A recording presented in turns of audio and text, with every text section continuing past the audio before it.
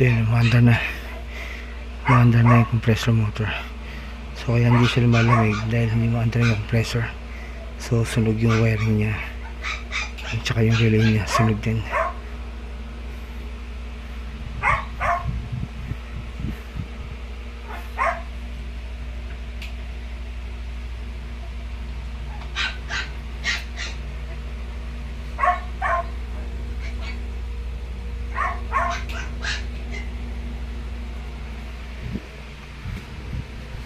So umiinit na.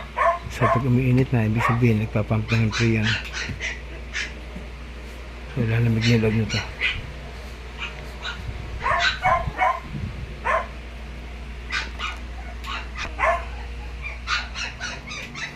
So ito yung malaking rep. Nasa mga 6 feet yung taas niya. Tsaka malaki.